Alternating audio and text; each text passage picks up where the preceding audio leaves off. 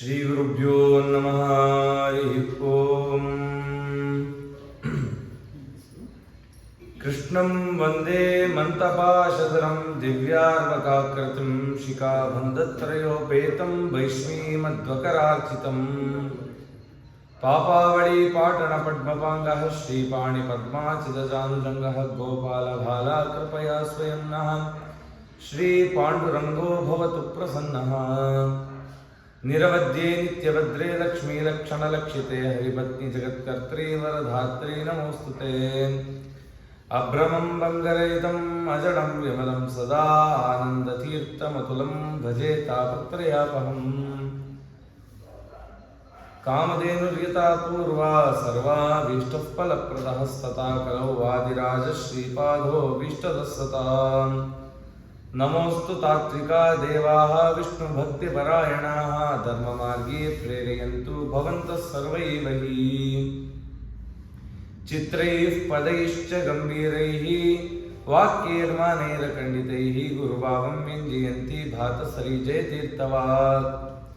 ಅರ್ಥಿಕಲ್ಪಿತಕಲ್ಪೋऽಯಂ ಪ್ರತ್ಯರ್ಥಿಗಜಕೇಸರಿ ವ್ಯಾಸತೀರ್ಥಗುರುರ್ಭೂಯಾದಸ್ಮದಿಷ್ಟಾರ್ಥಸಿದ್ಧಯೇ. ಮಂತ್ರಾಲಯ ನಿವಾಸಿ ಮಾಂ ಜಾಗ್ರತ್ಕಾಲೆ ಸದಾವತು ನ್ಯಾಯಮುಕ್ತಾವಲಿ ಕರ್ತಾ ಸ್ವಪ್ನೆ ರಕ್ಷತು ಮಾಂ ಸದಾ. ದುರ್ವಾದಿಧ್ವಾಂತರವಯೇ ವೈಷ್ಣವೇಂದೀವರೆಂದವೇ ಶ್ರೀ ರಾಘವೇಂದ್ರ ಗುರವೇ ನಮೋತ್ಯಂತ ದಯಾಲವೇ. ಶ್ರೀರಾಮಪಾದಾಂಬುಜಾಸಕ್ತಂ ರಾಘವೇಂದ್ರ ಗುರುಪ್ರಿಯಂ ಮುನೀಂದ್ರಯೋಗಿನಂ ಸೇವೆ ಕಾಮಿತಾರ್ಥಪ್ರದಾಯಕಂ. ಅಜ್ಞಾನತಿಮಿರಚ್ಛೇದಂ ಬುದ್ಧಿಸಂಪತ್ಪ್ರದಾಯಕಂ ವಿಜ್ಞಾನವಿಮಲಂ ಶಾಂತಂ ವಿಜಯಾಖ್ಯಗುರುಂ ಭಜೆ. ಶ್ರೀರಾಘವೇಂದ್ರ ಚಿತ್ತಗ್ನಂ ಸಾರಮಾತ್ರವದಾವದಂ ದೂರೀಕೃತ ದುರಾಚಾರಂ ಕೃಷ್ಣಾಚಾರ್ಯಗುರುಂ ಭಜೆ. ರಾಘವೇಂದ್ರ ಕೃಪಾಪಾತ್ರಂ ಕೌತಾಳ ಕ್ಷೇತ್ರವಾಸಿನಂ ನಾನಾಗ್ರಂಥ ಪ್ರಣೀತಾರಂ ಗುರುಜಗನ್ನಾಥಮಹಂ ಭಜೆ. ಆಪಾದಮೌಲಿಪರ್ಯಂತಂ ಗುರುಣಾಂ ಆಕೃತಿಂ ಸ್ಮರೇತ್ ತೇನ ವಿಘ್ನಾಃ ಪ್ರಣಶ್ಯಂತಿ ಸಿದ್ಧ್ಯಂತಿ ಚ ಮನೋರಥಾಃ. ಶ್ರೀ ಗುರುಭ್ಯೋ ನಮಃ. ಹರಿ ಓಂ. ಗುರುಜಗನ್ನಾಥ ಸ್ತುತಿ ಮಾಡಿದಂಥ ಒಂದು 2-3 ದೇವನಾಮಗಳನ್ನು ನೋಡಿದ್ವಿ. ಅಪ್ಪ ಅವರ ಬಗ್ಗೆ ಹೇಳುವಾಗ ರಾಯರ ಭಕ್ತರು ಅನ್ನೋರನ್ನ ಕೆಲವೊಬ್ಬರನ್ನೆಲ್ಲ ಹೆಸರಿಸ್ತಾರೆ. ಶ್ರೀ ರಾಘವೇಂದ್ರ ರಾಯರ ಪಾದಾಂಬುಜ ದಾರದಕರ ಕೊಂಡಾಡಿರೋ ನಾರಾಯಣ ನಾಮ ಪಾರಾಯಣರ ಪಾದಾರದಿಂದ ಸುಧಾರಸವ ಬೀರುವ ಶ್ರೀ ರಾಘವೇಂದ್ರ ರಾಯರ ಪಾದಾಂಬುಜ ಭಜಕರ ಕೊಂಡಾಡಿರೋ ಅಂತ ಹೇಳಿದ್ದಾರೆ. ಕೆಲವೊಬ್ಬರು ಹೆಸರು ಹೇಳ್ತಾರೆ. ಯಾರ್ಯಾರು ಆ ರಾಯರ ವಿಶೇಷ ಅನುಗ್ರಹ ಪಾತ್ರರು ಅಂತಂದ್ರೆ, ಅಲವಬೋಧ ಸತ್ಕುಲ ದೀಪರೆನಿಸಿದ ಹುಲಗಿಯ ನರಸಪ್ಪಾಚಾರ್ಯರು, ಕಲಿಯೊಳು ಕಲಿಕೃತ ಕಲ್ಮಶ ಕಳೆವ ನಿರ್ಮಲ ರಾಯಚೂರು ಕೃಷ್ಣಾರ್ಯರ, ಇಳೆಯೊಳು ಚೌಷಷ್ಟಿ ಕಳದಿ ನಿಪುಣರಾದ ಯಲಮೇಲಿ ಹಯಗ್ರೀವಾಚಾರ್ಯರ, ಹಲವು ಸಜ್ಜನರಳು ತಿಳಿಸಿಕೊಳ್ಳದಪ್ಪ ಬಲವಂತ ಯೋಗಿ ನಾರಾಯಣಾಚಾರ್ಯರ, ಧರಣಿ ದೇವರಿಗೆ ನಿರುತನವ ನೀಡುವ ವರ ಹರಿಹರ ಭೀಮಾಚಾರ್ಯರ, ಹರಿದಾಸರಿಗೆ ಮಂದಿರವಾದ ಯುವರಾಮಪುರದಲ್ಲಿ ಮೆರವ ಕೃಷ್ಣಾಚಾರ್ಯರ, ಶಿರಪಾದ ಪುತ್ರ ಪಂಡಿತರೊಳಗೆ ಅಗ್ರೇಸರ ಶ್ರೀರಂಗದ ರಾಮಾಚಾರ್ಯರ, ಸುರಪುರದ ಶ್ರೀ ನರಹರಿಯ ಪಾದಾಂಬುಜ ಶಿರೆಯೊಳೊಪ್ಪುವ ಅಸ್ಮದ್ಗುರು ರಾಜಾಚಾರ್ಯರ, ಶ್ರೀ ರಾಘವೇಂದ್ರ ರಾಯರು ಭೂಮಿಯೊಳು ಅವತಾರ ಮಾಡಿದ ಆರಂಭದಿಂದ 6 ಬೃಂದಾವನ ಪೂಜೆ ಸ್ತೋತ್ರದಿಂದ ಆಧರಿಸುತ್ತಿರುವರು ಆನಂದದಿ. ಸಾರ ಭಕ್ತರ ಪಾದಾರದಿಂದ ನಮಸ್ಕಾರ ಮಾಡಿರೋ ಸಾಷ್ಟಾಂಗದಿ ಧೀರ ಶ್ರೀ ಕಮಲೇಶ ವಿಠಲ ಒಲಿದು ತನ್ನ ಸಾರೂಪ್ಯವನ್ನೇ ಕೊಟ್ಟು ಸಲಹುವ ಸಂತತ. ಇಲ್ಲಿ ರಾಯರ ಏಕಾಂತ ಅಂತರಂಗ ಭಕ್ತರನ್ನ ಸ್ತುತಿ ಮಾಡ್ತಾ ಯುವರಾಮರ ಅಪ್ಪ ಅವರನ್ನು ಕೂಡ ಸ್ತುತಿ ಮಾಡ್ತಾ ಇದ್ದಾರೆ. ಅಪ್ಪ ಅವರು ಪ್ರತಿ ವರ್ಷ ಮಂತ್ರಾಲಯದಲ್ಲಿ ರಾಯರ ಆರಾಧನೆಯನ್ನ ವಿಜೃಂಭಣೆಯಿಂದ ಮಾಡ್ತಾ ಇದ್ರು. ಸುರಪುರ ಅಂತ, ಆ ಸುರಪುರದಲ್ಲಿ ಆನಂದಾಸರು ಅಂತಿದ್ರು. ಆನಂದಾಸರು ಅಪ್ಪ ಅವರು ಶಿಷ್ಯಂದರು. ಅಪ್ಪ ಅವರಿಗೆ ಆಮಂತ್ರಣ ಕೊಟ್ಟಿದ್ರು, ಈ ತರ ರಾಯರ ಆರಾಧನೆ ಇದೆ, ನೀವು ಬರಬೇಕು ಅಂತ. ಸರಿ ಆಯ್ತು ಅಂತ ಹೇಳಿ ಆನಂದಾಸರು ಎಲ್ಲ ಸಿದ್ಧ ಮಾಡಿಕೊಂಡು ಮಂತ್ರಾಲಯಕ್ಕೆ ಬರಬೇಕು ಅಂತ ಬಂದರು. ಮಧ್ಯದಲ್ಲಿ ತುಂಗಭದ್ರಾ ನದಿ ಹರಿಯುತ್ತೆ. ನೋಡ್ತಾರೆ ಶ್ರಾವಣ ಮಾಸ ಧಾರಾಕಾರವಾದಂಥ ಪ್ರವಾಹ, ಅದನ್ನು ದಾಟಲಿಕ್ಕೆ ಸಾಧ್ಯ ಇಲ್ಲ. ಆದರೆ ಅವರು ಬಂದ ಕಾಲಕ್ಕೆ ನೋಡ್ತಾರೆ ನದಿ ನೀರೇ ಇಲ್ಲ. ಅಲ್ಲ, ನಾವು ರಾಯರ ಜೀವನ ಚರಿತ್ರೆ ನೋಡುವಾಗ ಗೊತ್ತಾಗುತ್ತೆ. ರಾಯರ ಬೃಂದಾವನಸ್ಥರಾದ ಕಾಲಕ್ಕೆ ಅಪ್ಪಣ್ಣಾಚಾರ್ಯ ಬರುವಾಗ ಅಂತ ಪ್ರವಾಹ, ಇವರು ಬಂದು ನೋಡ್ತಾರೆ ಏನು ಅಂಥದ್ದೇನಿಲ್ಲ, ನದಿ ದಾಟ್ಬೋದು ಅಂತ ಹೇಳಿ ಹಾಗೆ ಬಂದರು. ಒಂದು ಸ್ವಲ್ಪ ನೀರಿತ್ತು. ಒಬ್ಬ ಅಂಬಿಗ ಇದ್ದ, ಅವನ್ನ ಕೇಳೋದು, ನೋಡಪ್ಪ ಈ ಥರ ನದಿ ದಾಟಿಸ್ಬಿಡು ನಾ ಆ ದಡಕ್ಕೆ ಹೋಗ್ಬೇಕು, ರಾಯರ ಆರಾಧನೆ ಇದೆ. ಅವನು ಹೇಳ್ದ, ಸ್ವಾಮಿ ಇವಾಗ ನೀರಿಲ್ಲ, ಈ ನದಿ ಹೇಗೆ ಅಂತಂದ್ರೆ ಯಾವಾಗ ಎಲ್ಲಿಂದ ನೀರು ಬಂದ್ಬಿಡುತ್ತೋ ಗೊತ್ತಿಲ್ಲ, ಇವಾಗ ನೀರು ಬರುವಂಥ ಸಂದರ್ಭ ಬೇಡ ಅಂತ ಹೇಳ್ದ. ನಾನು ಮಾಡಲ್ಲ, ಇಲ್ಲ ನೀನು ಕರ್ಕೊಂಡು ಹೋಗು, ಹೇಗೋ ಹೋಗ್ಬಿಡೋಣ, ಇವಾಗ ಏನು ನೀರಿಲ್ಲ, ನೀನು ಬೇಗ ತೆಪ್ಪ ದಾಡಿಸಿ ಆ ಕಡೆ ಕರ್ಕೊಂಡು ಹೋಗು ಅಂತ. ಸರಿ ಸ್ವಾಮಿ ಆಯ್ತು, ತೆಪ್ಪ ದಾಡಿಸ್ತೀನಿ, ಆದರೆ ನಾನು ತೆಪ್ಪದಲ್ಲಿ ತೂತು ಬಿದ್ದುಬಿಟ್ಟಿದೆ, ನೀರು ಬರ್ತಾ ಇದೆ ಅಂತ. ಅಯ್ಯೋ ಇದೊಳ್ಳೆ ಪ್ರಾರಬ್ಧ ಆಯ್ತಲ್ಲ, ಏನೋ ಆ ಕಡೆ ಹೋಗಿ ದಾಟೋಣ ಅಂದ್ರೆ 108 ಸಮಸ್ಯೆ ಹೇಳ್ತಾ ಇದ್ದಾರೆ. ಸರಿ, ಅದಕ್ಕೆ ಅವನು ಹೇಳ್ದ, ನನಗೆ ಈಜು ಬರುತ್ತೆ, ನಿಮಗೆ ಈಜು ಬರುತ್ತಾ ಅಂತ ಕೇಳ್ದ. ಅಯ್ಯೋ ನನಗೆ ಈಜು ಬರಲಿ ಬಿಡದೆ ಇಲ್ಲಿ, ನನಗೆ ಕರ್ಕೊಂಡು ಹೋಗಿ ಬದಲು. ಸರಿ ಆಯ್ತು ಅಂತ ತೆಪ್ಪ ಹತ್ತಿ ಕೂತಿ ಮುಂದೆ ಹೋಗಬೇಕು. ಅದು ಎಲ್ಲಿತ್ತೋ ನೀರು, ಅವಾಗೆಲ್ಲ ಡ್ಯಾಮ್ ಇದ್ದಿಲ್ಲ, ಏನಿಲ್ಲ, ವಿಪರೀತ ಜೋರು ಪ್ರವಾಹ ಬಂದ್ಬಿಡ್ತು. ಇವರು ಅಪ್ಪ ಅವರನ್ನ ರಾಯರನ್ನ ಕರೆದ್ರು, ಸ್ವಾಮಿ ಈ ದೇಹದಿಂದ ಸಾಧನೆ ಆಗ್ಬೇಕಂತಿದ್ರೆ ನೀವು ಉದ್ಧಾರ ಮಾಡಿ, ಇಲ್ಲ ಅಂದ್ರಿಲ್ಲ. ಅವನೇನ್ ಮಾಡ್ತಾ ಇದ್ದ, ತೆಪ್ಪ ಬೇರೆ ತೂತಾಗಿದೆ, ನೀರು ಉಕ್ಕತಾ ಇದೆ, ಅದರಿಂದ ಅದರ ಬೇರೆ ನೀರು ತೆಗೆದು ಹಾಕ್ತಿದ್ದಾರೆ. ಈ ಅಂಬಿಗೆ ಏನು ಮಾಡ್ದ ಅಂದ್ರೆ ನೀರಿಗೆ ಹಾರ ಆ ದಡಕ್ಕೆ ಸೇರ್ಕೊಂಡ್ಬಿಟ್ಟ. ಈ ಸುರಪುರದ ಆನಂದದಾಸರಿಗೆ ಕಥೆ ಏನು, ಅವ್ರ ಮನಸ್ಸೆಲ್ಲ ಇಬ್ರಾಂಪುರ ಅಪ್ಪ ಅವರ ಆ ಮನೆಯಲ್ಲೇ ಇತ್ತು. ಯಾಕಂದ್ರೆ ಅಪ್ಪ ಅವ್ರ ಮನೆಯಲ್ಲಿ ಎಲ್ಲ ಹರಿಭಕ್ತರು ರಾಯರ ಭಕ್ತರು ಸೇರ್ಬಿಟ್ಟಿದ್ದಾರೆ. ಏನು ವೈಭವ, ಎಲ್ಲರೂ ರಾಯರ ಸ್ತುತಿ ಮಾಡ್ತಾ ಇದ್ದಾರೆ, ರಾಯರನ್ನು ಕೊಂಡಾಡ್ತಿದ್ದಾರೆ, ರಾಯರ ಮಹಿಮೆ ಹೇಳ್ತಿದ್ದಾರೆ, ಸರ್ವ ರಾಯರ ಮಯ. ಅವ್ರ ಚಿಂತನೆ ಬಿಟ್ಟು ಇನ್ನೊಂದಿಲ್ಲ. ಇಲ್ಲಿಗೆ ಹೋಗ್ಬೇಕಾದ್ರೂ ನಾನು ಸಾವಿನ ದವಡೆಗೆ ಬಂದೆ ಅಂತ ದುಃಖ ಆಯಿತು. ರಾಯರೇ ನಿಮ್ಮ ಚಿತ್ತ ಇದನ್ನು ಕಾಪಾಡಿ ಅಂತ ಹೇಳೋ ಅಷ್ಟರಲ್ಲಿ ಎಲ್ಲಿತ್ತು ಸುಳಿಗಳು ಅದು ಇದು ಎಲ್ಲ ಸೇರಿ ನೀರಿಗೆ ಬಿದ್ದರು. ನೀರಿಗೆ ಬಿದ್ದ ತಕ್ಷಣ ಇಬ್ಬರು ಬಂದು ಎತ್ತಿ ಮತ್ತೆ ತೆಪ್ಪಕ್ಕೆ ಹಾಕ್ಬಿಟ್ರಂತೆ. ಅವ್ರು ಮತ್ತೆ, ಅಯ್ಯೋ ನಾನು ಸಾವು ಹೋದವನು ಯಾರಪ್ಪ ಇದು ಎತ್ತಾಕಿದ್ರು, ನೋಡು ಯಾರಪ್ಪ ನೀವು, ನಾನು ರಾಗಪ್ಪ ಅಂತ, ಇವರು ವಾದಪ್ಪ ಅಂತ ಅಂದ್ರಂತೆ. ಸರಿ ನಾನು ಹೇಗಾದ್ರೂ ಮಾಡಿ ದಡಕ್ಕೆ ಸೇರಿಸ್ಬಿಡ್ರಪ್ಪ ಅಂತ ಹೇಳಿ ದಡಕ್ಕೆ ಸೇರಿಸಿದ್ರು. ನೀವು ಎಲ್ಲಿರ್ತೀರಾ ಅಂತ ಕೇಳಿದ್ರಂತೆ ಆನಂದಾಸ್. ಇಲ್ಲ ನಾವು ಇದೇ ಊರಿನವ್ರೆ, ಮತ್ತು ನಾವು ಒಂದಿನ ನೋಡಿಲ್ವಲ್ಲ ನಿಮ್ಮನ್ನ. ಇಲ್ಲ ಪರವಾಗಿಲ್ಲ, ಅಲ್ಲಿ ಹೋಗ್ರಿ, ಅಪ್ಪ ಅವ್ರು ಕಾಯ್ತಿದ್ದಾರೆ ಅನ್ನಬಿಟ್ರಂತೆ.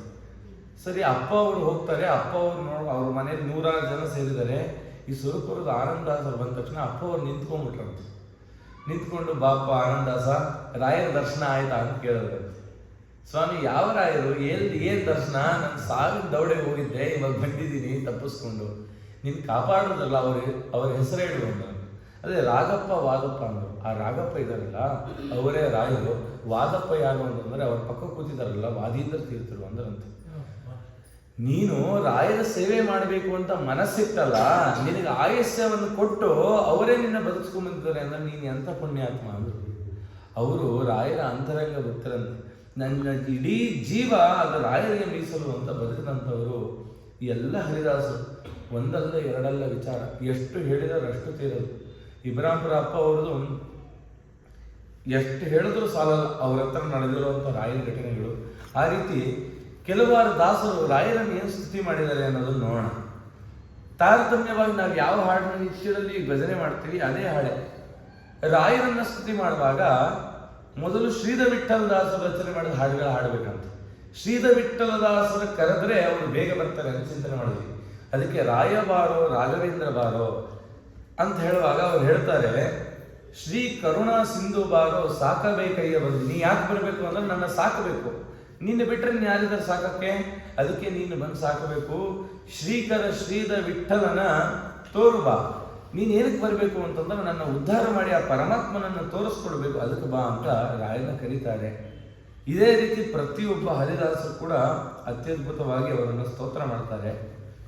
ಮುಂದೆ ತಾರತಮ್ಯವಾಗಿ ಬರೋಣ. ಯಾವ್ಯಾವ ದಾಸರು ಎಲ್ಲಿಂದ ಪ್ರಾರಂಭ ಮಾಡ್ಕೊಂಡು ರಾಯರ ಸ್ತುತಿ ಮಾಡಿದ್ದಾರೆ. ಮೊದಲು ಪ್ರಸನ್ನ ವೆಂಕಟದಾಸರು ಕೂಡ ಸ್ತುತಿ ಮಾಡಿದ್ದಾರೆ, ಅದು ಕೂಡ ಉಪಲಬ್ಧ ಇದೆ. ಅದಾದ್ಮೇಲೆ ವಿಜಯದಾಸರಿಂದ ನಾವು ತಗೊಂಡ್ರೆ ವಿಜಯರಾಯರು ಏನು ಸ್ತುತಿ ಮಾಡಿದ್ರು, ಗೋಪಾಲದಾಸರು ಏನೇನು ಸ್ತುತಿ, ಒಂದೊಂದು ದೇವರನಾಮ ನೋಡಬಹುದು. ರಾಯರ ಬಗ್ಗೆ ಸ್ತುತಿ ಮಾಡುವಾಗ ವಿಜಯರಾಯರು ಬಯಲ ಭ್ರಾಂತಿಯ ಬಿಡಿಸಯ್ಯ ಗುರುರಾಯ ಅಂತ ಪ್ರಾರ್ಥನೆ ಮಾಡಿದ್ದಾರೆ. ಅದರಲ್ಲಿ ವಿಜಯರಾಯರು ಹೇಳ್ತಾರೆ, ಮೊದಲು ನಮ್ಮ ಅಜ್ಞಾನವನ್ನು ಕಳ್ಕೋಬೇಕಂತ. ಏನದು ಅಜ್ಞಾನ ಅಂತಂದ್ರೆ, ಪಾಮರ ನಾನಯ್ಯ ಪಾಪಹರ ನೀನಯ್ಯ. ಪಾಮರ ನಾನು, ಯಾಕೆ? ನಾನು ಎಂಬುವ ಭ್ರಾಂತಿ, ನನ್ನದೆಂಬುವ ಭ್ರಾಂತಿ, ಈ ಭ್ರಾಂತಿಯ ಬಿಡಿಸಯ್ಯ ಜ್ಞಾನಿ ಗುರುರಾಯ ಅಂತ ಹೇಳಿದರು. ನಾನು ಎನ್ನುವ ಭ್ರಾಂತಿ, ನನ್ನದೆನ್ನುವ ಭ್ರಾಂತಿ, ಸ್ವಾಮಿನಿ ಬಿಡಿಸಯ್ಯ ಜ್ಞಾನಿ ಗುರುರಾಯ. ಏನು ಇಲ್ಲದ ಋಣ ಬಾಧೆಯ ತಾಳದೆ, ಪಾರುಗಾಣಿಸಿ ಕಾಯೋ ಪಾವನ ಹೃದಯ, ಬಯಲ ಭ್ರಾಂತಿಯ ಬಿಡಿಸಯ್ಯ ಗುರುರಾಯ, ಬಯಲ ಭ್ರಾಂತಿಯ ಬಿಡಿಸಯ್ಯ. ರಾಯರನ್ನು ಕಂಡಾಗ ನಮಗೆ ಅನೇಕ ಭ್ರಾಂತಿ, ಎಷ್ಟು ಚೆನ್ನಾಗಿ ಸ್ತುತಿ ಮಾಡಿದ್ದಾರೆ ಅಂತಂದ್ರೆ ನಮಗೆ ಗೊತ್ತೇ ಇಲ್ಲ, ನಮಗೆ ಪರಿಚಯನೇ ಇರಲ್ಲ ಯಾರೋ ವ್ಯಕ್ತಿಗಳು, ನಮಗೂ ಅವ್ರಿಗೇನು ಸಂಬಂಧನೇ ಇರಲ್ಲ. ಆದರೆ ಅವ್ರಿಗೆ ಏನೋ ಒಂದು ಚೂರು ನಮಗೆ ಅಂದ್ರು ಅಂದ ತಕ್ಷಣ ನಮ್ಗೆ ಬೇಸರ ಆಗುತ್ತೆ. ದಾರಿಯಲ್ಲಿ ಹೋಗ್ತಿರ್ತೀವಿ, ಕಾರಲ್ಲೋ ಬೈಕಲ್ಲೋ ಹೋಗ್ತಿರ್ತೀವಿ, ಯಾರೋ ಸರಿಯಾಗಿ ನೋಡ್ಕೊಂಡು ಬಾ ಅಂತ ಏನೋ ಅಂದ್ಬಿಟ್ಟಿದ ತಕ್ಷಣ ಮನಸ್ಸಿಗೆ ಬೇಜಾರ. ಯಾಕೆ? ನಾವು ಯಾವ ಋಣದಲ್ಲಿದ್ದೀವಿ, ಅವನು ಅಂದಿದ ತಕ್ಷಣ ನಮ್ಗೆ ಯಾಕೆ ಬೇಜಾರಾಗಬೇಕು? ಅದಕ್ಕೆ ರಾಯರನ್ನು ಕೇಳ್ತಿರೋ, ಸ್ವಾಮಿ ಈ ಥರದ ಹೊರಗಿನ ಈ ಯಾವುದೋ ಬೇಡದ ವಿಚಾರಗಳನ್ನು ನಾನು ಒಳಗೆ ಹಾಕ್ಕೊಂಡು ಯಾವುದೋ ಋಣಕ್ಕೆ ಸಿಕ್ಕಾಕೊಂಡು ಈ ಬೇಸರ ಅನುಭವಿಸ್ತಾ ಇದ್ದೀನಿ. ಈ ಭ್ರಾಂತಿಯನ್ನು ಪರಿಹಾರ ಮಾಡ್ರಿ ನೀವು, ನಾ ಅದರಿಂದ ಉದ್ಧಾರ ಮಾಡ್ರಿ.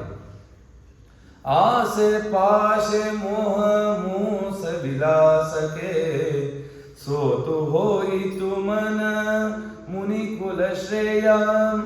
ನಮಗಾಗ್ತಿರುವಂಥ ಸಮಸ್ಯೆಯನ್ನು ವಿಜಯರಾಯರು ಹೇಳ್ತಿದ್ದಾರೆ. ಮನುಷ್ಯ ಆಸೆ ಪಾಶೆಗಳಿಗೆ ಒಳಗಾಗಬಾರದಂತೆ.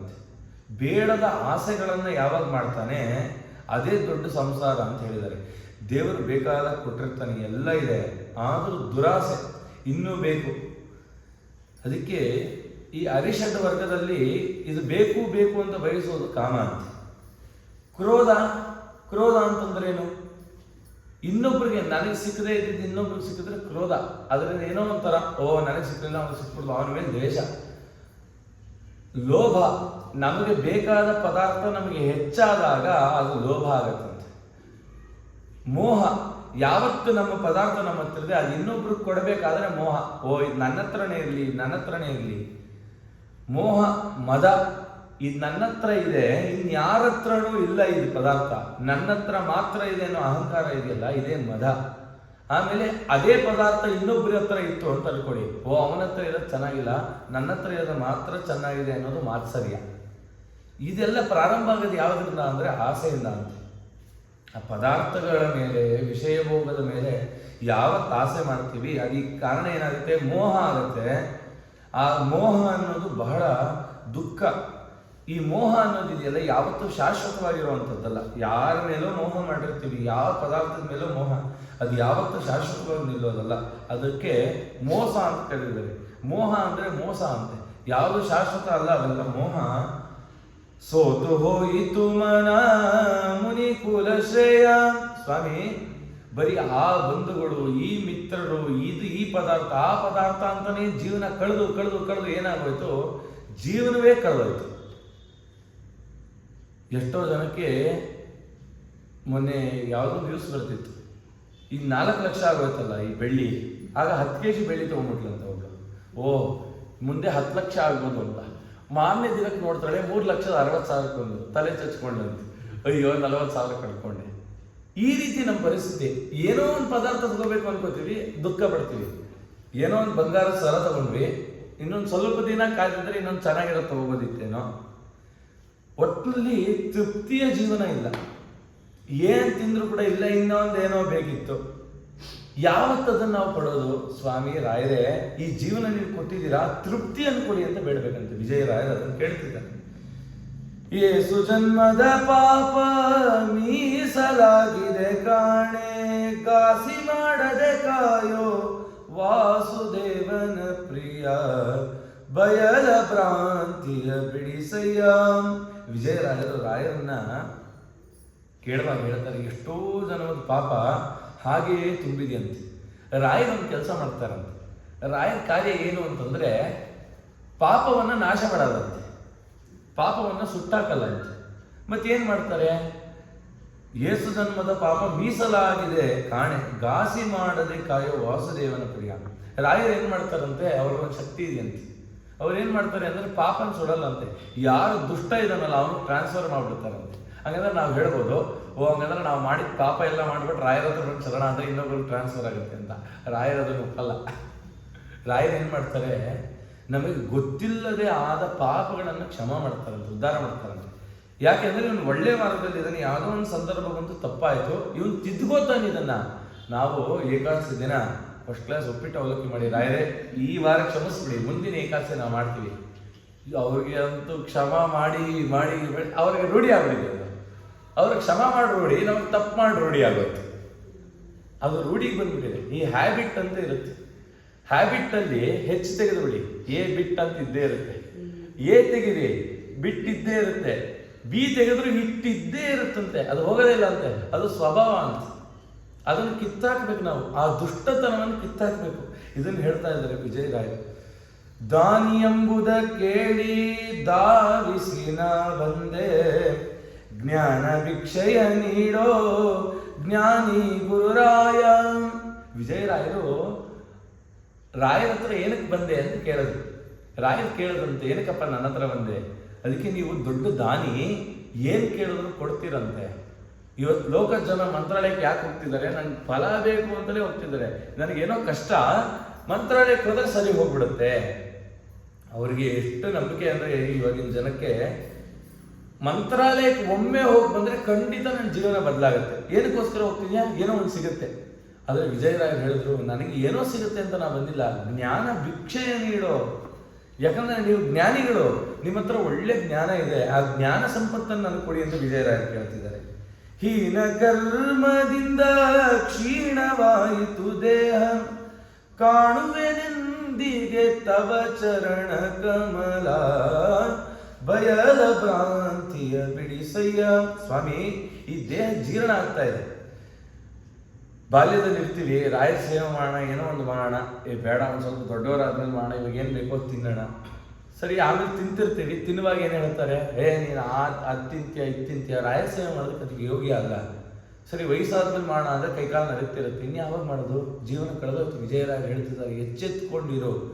ನಿನ್ನ ಮನಸ್ಸು ಬಂದಿದ ತಕ್ಷಣ, ರಾಯರಿಗೆ ಅರಿವಿದ ತಕ್ಷಣ ಎಲ್ಲವನ್ನ ತಿಳಿಸಿ ರಾಯರಿಗೆ ಶರಣಾಗು. ಇವತ್ತು ಎಷ್ಟೋ ಜನ, ಇತರೆ ಜನ ರಾಯರನ್ನು ನಂಬಿ ಗುರುವಾರ ಉಪವಾಸ ಮಾಡ್ತಾರೆ ರಾಯರಿಗೋಸ್ಕರ.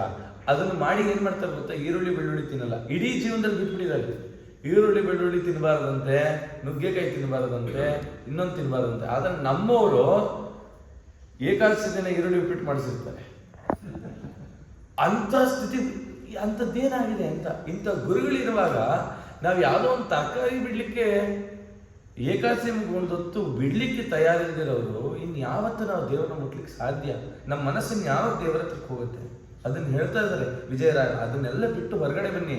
ಮೊದಲು ರಾಯರಲ್ಲಿ ಮನಸ್ಸಿಟ್ಟಿದ ತಕ್ಷಣ ರಾಯರಿಗಾಗಿ ಅವ್ರು ಹೆಂಗೆ ನಡೆದ್ರು ಅದರಂತ ನಡೀರಿ. ಇನ್ನು ಬೇರೆ ದಿನ ಯಾವುದು ಚಿಂತೆ ಮಾಡಬೇಡಿ, ರಾಯರು ಅನುಗ್ರಹ ಮಾಡ್ತಾರೆ. ಅಂದು ಮುಕುಂದನ ಕಂಬದಿ ತೋರಿದಿ, ಆನಂದದಿ ಪಾಡಿ ನಲಿದಾಡಿದಿ, ಇಂದು ವೃಂದಾವನದಿ ಪೂಜೆ ಗುಂಬುವ ದೊರೆಯೇ, ಬಂಧನ ಬಿಡಿಸಯ್ಯ ಚಂದ್ರ ಮುನೀಂದ್ರ, ಬಯಲ ಭ್ರಾಂತಿಯ ಬಿಡಿಸಯ್ಯ, ಪಾಮರ ನಾನಯ್ಯ ಪಾಪಹರ ನೀನಯ್ಯ, ಪ್ರೇಮದಿ ದಯ ಮಾಡೋ ಪಾದಾಮೃತ. ವಿಜಯರಾಯರು ಹೇಳ್ತಾ ಇದ್ದಾರೆ, ನಾವೆಂಥವರು ಅಂತಂದ್ರೆ ಪಾಮರರಂತೆ. ರಾಯರ ಸಾಮರ್ಥ್ಯ ಅಂತದ್ದು ಪಾಪಹರರಂತೆ. ಪರಮಾತ್ಮ ಮಾತ್ರ ಪಾಪ ಕಳೀತಾನೆ ಅಂತ ನಾವು ಅನ್ಕೊಂಡಿದೀವಿ. ರಾಯರು ಕೂಡ ಆ ಪರಮಾತ್ಮನ ಉಪಾಸನೆ ಮಾಡಿ ಮಾಡಿ ಮಾಡಿ ಮಾಡಿ ಆ ನಮ್ಮ ಜೀವಿಗಳ ಪಾಪವನ್ನ ಕಳಿತಕ್ಕಂಥ ಸಾಮರ್ಥ್ಯವನ್ನು ಹೊಂದಿದ್ದಾರಂತೆ. ಅದಕ್ಕೆ ರಾಯರಲ್ಲಿ ಕೇಳ್ತಿರೋ, ಸ್ವಾಮಿ ನಮಗೆ ನಿಮಗೆ ಯಾವ ಸಂಬಂಧವೂ ಇಲ್ಲ, ಆದರೂ ಕೂಡ ನಮ್ಮ ಮೇಲೆ ಏನೋ ಒಂಚೂರು ಪ್ರೇಮದಿಂದ ನಮ್ಮನ್ನು ಉದ್ಧಾರ ಮಾಡಿ. ಪ್ರಾರ್ಥನೆ ಅರ್ಪಣೆ ಇರಲಿ ತವ ಪಾದದಿ, ವಿಜಯ ವಿಠಲ ದಾಸನಾಶ್ರೀಶ ಪ್ರಭುವೇ, ಬಯಲ ಭ್ರಾಂತಿಯ ಬಿಡಿಸಯ್ಯ. ವಿಜಯರಾಯರ ಪ್ರಾರ್ಥನೆ ಈ ರೀತಿ ಇದೆ. ಅದಕ್ಕೆ ಗೋಪಾಲದಾಸರಂದರು ಅನೇಕ ಚಿಂತನೆಗಳನ್ನು ಮಾಡಿದ್ದಾರೆ. ಗುರು ರಾಘವೇಂದ್ರರ ಚರಣ ಕಮಲವನ್ನು ಸ್ಮರಿಸುವ ಮನುಜರಿಗೆ ಅನೇಕ ದುರಿತಗಳನ್ನೆಲ್ಲ ರಾಯ ಕಳೀತಾರಂತೆ. ಆ ಮಂತ್ರಾಲಯ ಪ್ರಭುಗಳ ನಾಮಸ್ಮರಣೆಯಿಂದಲೇ ಸಕಲ ಸಿದ್ಧಿಯಂತೆ. ಅದು ಹೇಗೆ? ರಾಘವೇಂದ್ರ ಅಂದ ತಕ್ಷಣ ಎಲ್ಲ ಸಿದ್ಧಿ ಆಗುತ್ತಾ ಅಂತಂದ್ರೆ, ವಾಯುದೇವರು ಸಪ್ತಶತ ಕೋಟಿ ಮಂತ್ರಗಳನ್ನು ಜಪ ಮಾಡುವಾಗ ರಾಘವೇಂದ್ರ ಅನ್ನೋ ಮಂತ್ರವನ್ನು ಹನುಮಂತ ದೇವರು ಜಪ ಮಾಡ್ತಿದ್ದಾರಂತೆ. ರಾಘವೇಂದ್ರ ಅನ್ನೋ ಹೆಸರೇ ಆದ್ರು ಪರಮಾತ್ಮಂದು. ಆ ಪರಮಾತ್ಮನ ಹೆಸರು ನಾವು ಹೇಳಕ್ ಆಗ್ತಿಲ್ವಲ್ಲ, ಇವರನ್ನೇ ರಾಘವೇಂದ್ರ ಅಂದ್ರೆ ಇವ್ರನ್ನೂ ಸ್ತುತಿ ಮಾಡ್ದಂಗಂತೆ, ಇವರ ಅಂತರ್ಯಾಮಿಯಾದ ವಾಯುದೇವರನ್ನು ಸ್ತುತಿ ಮಾಡ್ದಂಗೆ ಪರಮಾತ್ಮನ ಸ್ತುತಿ ಮಾಡ್ದಂಗಂತೆ. ರಾಯರು ಒಬ್ಬರನ್ನ ಹಿಡಿದ್ರೆ ಬೈ 1 get 3 ಫ್ರೀ ಅಂತೆ. ಒಂದು ನಮಸ್ಕಾರ ಮಾಡಿದ್ರೆ 3 ನಮಸ್ಕಾರ ಮಾಡಿದಂತ ಪುಣ್ಯ ಅಂತೆ. ಅಂತ ಸಾಮರ್ಥ್ಯ ಆ ರಾಯರನ್ನೇ ಎಲ್ಲಿ ಧಾರಣೆ ಮಾಡಬೇಕು? ರಥವ ನೇರಿದ ರಾಘವೇಂದ್ರ ಸದ್ಗುಣ ಗಣ ಸಾಂದ್ರ, ರಥವ ನೇರಿದ ರಾಘವೇಂದ್ರ. ಅದರಲ್ಲಿ ಸಾಹಿತ್ಯ ಏನ್ ಮಾಡಿದ್ದಾರೆ? ಸತತ ಮಾರ್ಗದಿ ಸತತ ಅಂದ್ರೇನು? ರಿಪೀಟ್ ಅಂತ, ಆಯ್ತಾ? ರಿಪೀಟ್ ಆಗಿ ಅಲ್ಲೇ ಸುತ್ತು ಅಂತಲ್ಲ ಅರ್ಥ. ಸತತ ಮಾರ್ಗದಿ, ಯಾವ ಮಾರ್ಗದಲ್ಲಿ? ರಿಪೀಟ್ ಆಗಿದ ಮಾರ್ಗದಲ್ಲಿ ಸುತ್ತುನಾ ಅಂತನ? ಅದಲ್ಲ. ಗೋಪಾಲದಾಸ್ ಹೇಳಿದ್ದು ಸತುವ ಮಾರ್ಗದಿ. ಸತ್ತುವ ಅಂತಂದ್ರೆ ವಾಯುದೇವರ ಮಾರ್ಗ. ಸತುವ ಮಾರ್ಗದಿ ಸಂತತ ಸೇವಿಪರಿಗೆ ಅತೀತದಲ್ಲಿ ಮನೋರಥವ ಕೊಡುವೆನೆಂದು ರಥವ ನಿರಿದ ರಾಘವೇಂದ್ರ. ರಾಯರನ್ನ ರಥದಲ್ಲಿ ಇಡಬೇಕಂತೆ. ಯಾವ ರಥ? ಮನೋರಥ ಅಂತೆ.